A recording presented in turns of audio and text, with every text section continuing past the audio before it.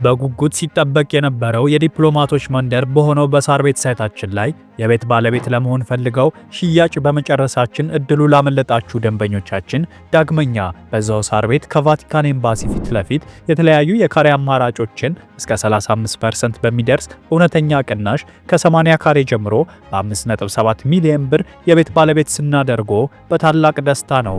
በተጨማሪም ቤተ መንግስት አቅራቢያ ያደረገውና የብዙሃኖች ትዝታ በያዘው በአቧሬ አዲሱ ሳይታችን ላይ ከባለ አንድ መኝታ ጀምሮ የመኖሪያ ቤቶችንና የንግድ ሱቆችን ደግሞ ከፈለጉ በኢንዱስትሪ መንደር በሆነው በገላን ባወጣረው ትልቅ የገበያ ማዕከላችን ላይ በጠቅላላ ዋጋ ከ2.6 ሚሊዮን ብር ጀምሮ የሱቅ ባለቤት ይሁኑ። ያለን ቦታ ውስን በመሆኑ እንዳያመልጦ። ለበለጠ መረጃና ለሳይት ጉብኝት ከታች በምናስቀምጠው ስልክ ይደውሉ።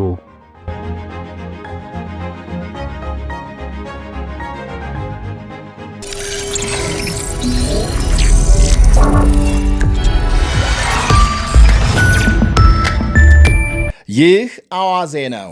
የዕለቱን ዋና ዋና ጉዳዮች እንመለከታለን። በላይ በቀለ ነኝ። ሩሲያም የዓመቱን ክብረ ወሰን የሰበረ ከፍተኛ የሚሳኤል ጥቃት በዩክሬን መፈጸሟ ተነገረ። በዋና ከተማ ኪቭና በሌሎች አካባቢዎች ተፈጽሟል በተባለ ከፍተኛ የሚሳኤል ጥቃት ሰፊ የኃይል መሠረተ ልማት መውደሙን ፕሬዝዳንት ዜሌንስኪ ገልጸዋል።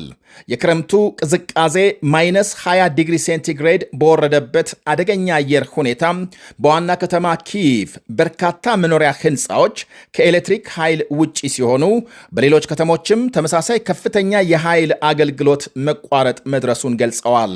ኤሌክትሪክ በመቋረጡም ነዋሪዎች በቤታቸው ሙቀት ስለማያገኙ ገዳይ ለሆነው ቅዝቃዜ መጋለጣቸውን ዜሌንስኪ አመልክተዋል። ቀደም ሲልም ሚሊዮኖች ከኃይል አቅርቦት ውጪ መሆናቸውን፣ ሩሲያም ሆን ብላም ሰላማዊ ሕዝብ በቅዝቃዜ እንዲያልቅ በተደጋጋሚ በኃይል መሠረተ ልማት ላይ ጥፋት እየፈጸመች ነው ብለዋል ፕሬዝዳንቱ። ከትላንት በስቲያም በአንድ የማዕድን ሰራተኞች ማመላለሻ አውቶቡስ ላይ በተፈጸመ የድሮን ጥቃት 15 ሰዎች መገደላቸው መገለጹ ይታወሳል። ሞስኮ ከዲፕሎማሲ ይልቅ ሽብርና የመስፋፋት ዘመቻ መርጣለች ያሉት ዜሌንስኪ አጋር ሀገሮች የመጨረሻ አማራጭ በመጠቀም ጫና እንዲያሳድሩ ጠይቀዋል። የአሜሪካው መሪ ሩሲያም በኃይል አገልግሎት ላይ ጥቃት ላለመፈጸም መስማማቷን ባለፈው ሳምንት መጨረሻ መግለጻቸው ይታወሳል። ዜሌንስኪ ግን ሞስኮ ለቀጣይ አዲስ ጥቃት ለመዘጋጀትና ለመደራጀት ሆን ብላ ጊዜውን እየተጠቀመች ነው በማለት ሲከሱ የሁለቱ ሀገሮች ልዑካን ለሌላ ዙር ንግግር በዚህ ሳምንት አቡዳቢ እንደሚገናኙ ተነግሯል። ዜሌንስኪ አሁንም ጥርጣሬ አላቸው። የሩሲያ መሪዎች ጊዜ ለመግዣ ካልሆነ በቀር ለእውነተኛ ሰላም ዝግጁ አይደሉም ባይ ናቸው። በአሁኑ ጥቃት ከወትሮው በተለየም ሩሲያም 70 ባለስቲክ ሚሳኤልና 450 ድሮኖች መተኮሷን ዜሌንስኪ ገልጸዋል። ዲቴክ የተባለው የግል ኃይል ኩባንያም 2 ማመንጫዎቹ በዚህኛው ጥቃት መመታታቸውን አመልክቷል። ቢቢሲ ያነጋገራቸው የዋና ከተማ ኪየቭ ነዋሪዎች በጨለማና በቅዝቃዜ ከመሰቃየት በሚሳኤል መመታትን እስከ መምረጥ ደርሰዋል። የሩሲያ መሪዎች ለምን ሕዝብ በዚህ ደረጃ እንዲሰቃይ ይፈልጋሉ በማለትም ይጠይቃሉ። በቦምብ ይደበድቡናል፣ በቅዝቃዜ ተሰቃይተን እንድንሞት እያደረጉ ነው ይላሉ ነዋሪዎች። አሜሪካም ኒኮላስ ማዱሮን አስወግዳም በእጇ ያስገባቻት ቬንዙዌላ ከ300 ቢሊዮን በርሜል በላይ የነዳጅ ክምችት እንዳላት ሲነገር የዚህ ከፍተኛ መጠን ያለው ሀብት ዕጣ ፈንታም ምን እንደሆነም በግልጽ አይታወቅም። በዓለም ግዙፍ የነዳጅ ክምችት ያላት ሀገር ሲያደርጋት ከአሜሪካ ክምችት በ5 እጥፍ ይበልጣል ነው የሚባለው የቬንዙዌላ። ይኸው የቬንዙዌላ 300 ቢሊዮን በርሜል ነዳጅ በትላልቅ የስፖርት ስታዲየሞች ተሞልቶ እንዲቀመጥ ቢደረግ እንኳን ልክ በአሜሪካም ሚቺጋን የሚገኘውን ከ107,000 በላይ ተመልካች የሚይዘውን አይነት 64,000 ስታዲየሞች ያስፈልጉታል። አንድ በርሜል 159 ሊትር ይይዛል ተብሎ ቢታሰብ እንኳን በመላው አሜሪካም ተመዝግበው የሚንቀሳቀሱ 285 ሚሊዮን ገደማ ተሽከርካሪዎች በየቀኑ 9 ሚሊዮን በርሜል ቤንዚን እንደሚጠቀሙ መረጃዎች ያመለክታሉ። በዚህ ሂሳብ መሰረት የቬንዙዌላም ሁሉም ድፍድፍ ነዳጅ አሁን ባለው የፍጆታ ዋጋ መላውን የአሜሪካ ተሽከርካሪዎችን ለ40 ዓመታት ቀጥ አድርጎ ማስጠቀም እንደሚችል አልጀዚራም ስሌቱን አስቀምጧል። በቀን 9 ሚሊዮን በርሜል ቤንዚን የሚፈጁትን 285 ሚሊዮን የአሜሪካ ተሽከርካሪዎችን ለ40 ዓመታት መሸፈን የሚችል 303 ቢሊዮን በርሜል ነዳጅ ባለቤት የሆነችው ቬንዙዌላ አሁን በአሜሪካ ስር ትገኛለች። በገንዘብ ሲተመን ደግሞ አንድ በርሜል $55 ቢሸጥ እንኳን ከ16 ትሪሊየን ዶላር በላይ ያወጣል።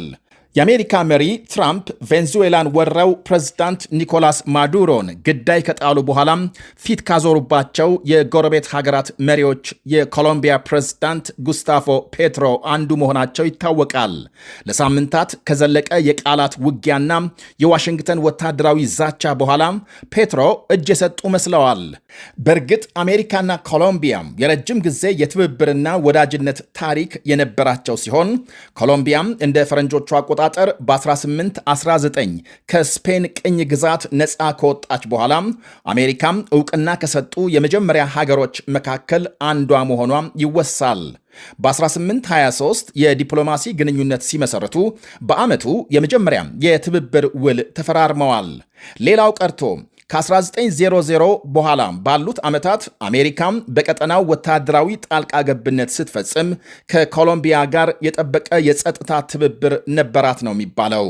በኮሎምቢያም በየጊዜው እየጨመሩ የሄዱትን ከአደንዛዥ ዕፅ ዝውውር ጋር የተገናኙ ግድያዎችን ለመከላከል አሜሪካም ከ10 ቢሊዮን ዶላር በላይ ወጪ ማድረጓም ተመልክቷል። የቀድሞ የአማጺ ቡድን ተዋጊ የነበሩት ጉስታፎ ፔትሮ የኮሎምቢያ የመጀመሪያ ግራ ዘመም ፕሬዝዳንት ናቸው።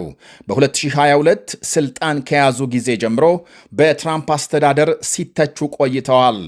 በመጀመሪያም ሆነ በሁለተኛ ስልጣን ዘመናቸው ትራምፕ በኮሎምቢያ ላይ የተለያየ ጫና ሲያደርጉ ኖረው አሁን በቬንዙዌላም የወሰዱትን አይነት እርምጃም በኮሎምቢያ ለመድገም መዛታቸው የኮሎምቢያ መሪዎችን ማስደንገጡ አልቀረም።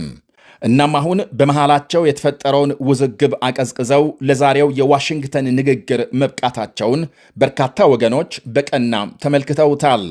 በእርግጥ ስምምነታቸው ምን ላይ እንዳረፈ ለጊዜው ባይታወቅም ከ2 ቢሊዮን በርሜል በላይ የተረጋገጠ የነዳጅ ክምችት ያላት የኮሎምቢያ ፕሬዝዳንት ጉስታፎ ፔትሮ ከትራምፕ ጋር እርቅ ሊያወርዱ ነጩ ቤተ መንግስት ተገኝተዋል።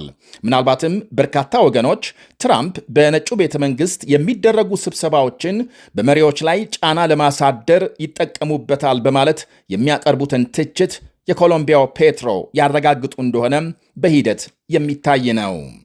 የአሜሪካ ልዩ ልዑክ ስቲቭ ዊትኮፍ ከእስራኤል ጠቅላይ ሚኒስትር ቤንያሚን ኔታንያሁ ጋር ማምሻውን እንደሚነጋገሩ ይጠበቃል።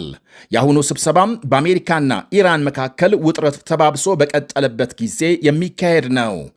ስብሰባው በኢየሩሳሌም የሚደረግ ሲሆን ከኢራን ጋር የተፈጠረው ወታደራዊ ፍጥጫም ዋነኛ አጀንዳ እንደሚሆን ተነግሯል።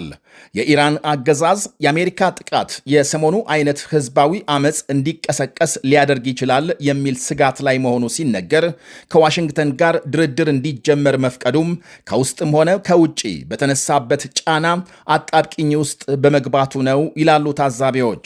አንዳንድ የኢራን ባለስልጣናት ህዝቡ የሀገሪቱን ጸጥታ ኃይሎች ለመግጠምና ጫና ለመፍጠር መዘጋጀቱን የሚያመለክት ሪፖርት ለጠቅላይ መሪው እንዳቀረቡ ሮይተርስ ዘግቧል። የኢራን ህዝብ ከፍተኛ ቁጣ ላይ ነው ይላሉ ለሮይተርስ ቃላቸውን የሰጡ አንድ የቀድሞ ባለስልጣን። ህዝቡ መሮታል፣ ፍርሃቱን አውልቆ ጥሏል፣ ተመልሶ አደባባይ ለመውጣት ከመንግስት ኃይሎች ጋር ለመፋለም ትንሽ አጋጣሚ እየጠበቀ ነው ብለዋል ባለስልጣኑ። ይህ አዋዜ ነው። በጉጉት ሲጠበቅ የነበረው የዲፕሎማቶች መንደር በሆነው በሳር ቤት ሳይታችን ላይ የቤት ባለቤት ለመሆን ፈልገው ሽያጭ በመጨረሳችን እድሉ ላመለጣችሁ ደንበኞቻችን ዳግመኛ በዛው ሳር ቤት ከቫቲካን ኤምባሲ ፊት ለፊት የተለያዩ የካሬ አማራጮችን እስከ 35% በሚደርስ እውነተኛ ቅናሽ ከ80 ካሬ ጀምሮ በ5.7 ሚሊዮን ብር የቤት ባለቤት ስናደርጎ በታላቅ ደስታ ነው። በተጨማሪም ቤተ መንግስት አቅራቢያ ያደረገውና የብዙሃኖች ትዝታ በያዘው በአቧሬ አዲሱ ሳይታችን ላይ ከባለ አንድ መኝታ ጀምሮ የመኖሪያ ቤቶችንና የንግድ ሱቆችን ደግሞ ከፈለጉ በኢንዱስትሪ መንደር በሆነው በገላን ባወጣረው ትልቅ የገበያ ማዕከላችን ላይ በጠቅላላ ዋጋ ከ2.6 ሚሊዮን ብር ጀምሮ የሱቅ ባለቤት ይሁኑ። ያለን ቦታ ውስን በመሆኑ እንዳያመልጦ። ለበለጠ መረጃና ለሳይት ጉብኝት ከታች በምናስቀምጠው ስልክ ይደውሉ።